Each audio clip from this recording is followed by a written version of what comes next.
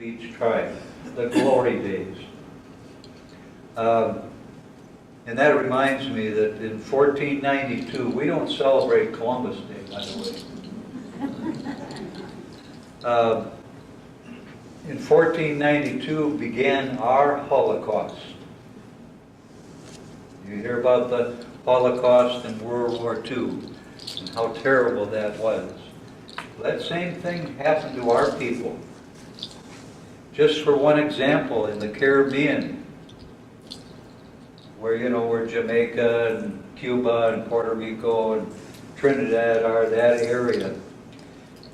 Just on the island that is now called Haiti and Dominican Republic, when Columbus and his conquistadors arrived in the 1400s, early 1500s, just in this one island there were 250,000 Arawak Indians living there. They've been there for thousands of years. 250,000. Within 100 years, there were zero. Totally wiped out by slavery. The conquistadors enthralled them to be slaves for the gold that was there. If they didn't bring in a certain amount of gold every day, their hands were chopped off. A lot of cruelty that we can tell you about. Anyway, within 100 years, there were no Arawaks on just that one island. And there's Arawaks and other islands and so on. This all happened. Of course, some of them perished because of disease.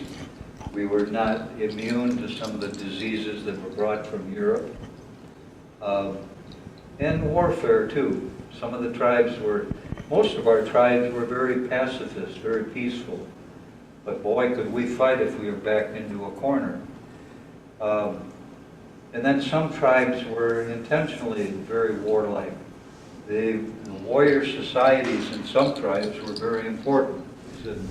And some of them Columbus took Arawak slaves back to Europe. You don't read about that in the history books. The kids don't in school. He took slaves back to Europe, and half of them died on the way.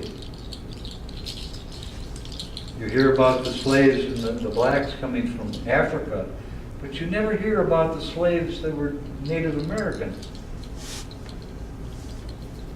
Of course, you had Cortez and Pizarro who wiped out empires of Native Americans. Cortez, in the case of Mexico, the Aztecs. The Aztecs had an empire. They conquered people too. But then the Spanish showed up, the Spaniards, and pretty well wiped out the Aztec civilization. Same with the Incas in Peru and Ecuador. They were wiped out by Pizarro and his men, by trickery, And I could go into the details on some of that is in my coloring book there. You want to look at it. A lot of ugly things have happened with our native people, and our people are having a heck of a time struggling these days. Some have been able to organize and develop casinos. Everybody's heard about the Indian casinos. And by the way, the term Indian is a misnomer. Columbus thought he was in India, and that's why he called us Indians. And that's why it's clarified by saying American Indians. When I meet somebody from India and shake their hands, I said, a real Indian.